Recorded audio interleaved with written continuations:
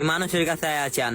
আজকের পরের থেকে এই মানুষের কাছে না চাইয়া আল্লাহর কাছে চাইবেন। এই নেন, এটি দিয়ে ইফতার কইরেন।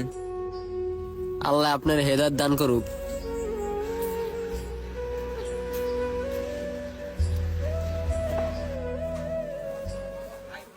এই বেটা, আজান দিতে মসজিদে চল।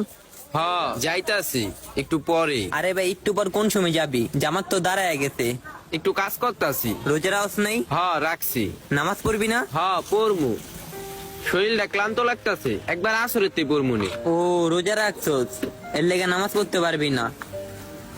ফজরের নামাজটা পড়ছিলি? না। ফজরের নামাজটা পড়স নাই। তুই কি জানোস এই রোজার থেকে নামাজ বেশি দামি? কবরে যে সময় যাইবি, সবার আগে এই নামাজের হিসাব নেওয়া হইব, পরে নেওয়া হইব রোজার।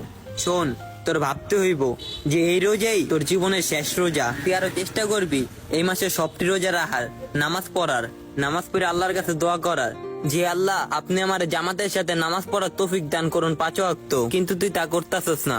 যেটা ছোট ওরা করতাছস, যেটা সবচেয়ে বড় ওই কাজটা তুই করতাছস না।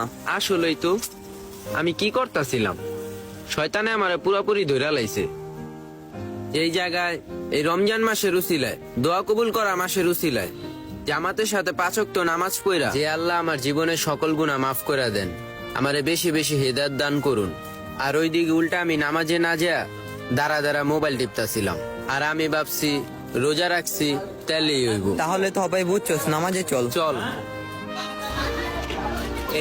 শয়তানে আমারে পুরাপুরি ধইরা লাইছিল। এমন অনেকেই থাকে রোজার মাসে রোজা রাখেন না, রোজা রেখা নামাজ পড়েন না, দোয়া কবুল করার মাসে আল্লাহর কাছে না চায়, মানুষের কাছে চায়। আপনার ভাবতে হবে এটাই আপনার জীবনের শেষ রোজা। এমনও হতে পারে সামনের রোজা আপনি আর পাবেন না।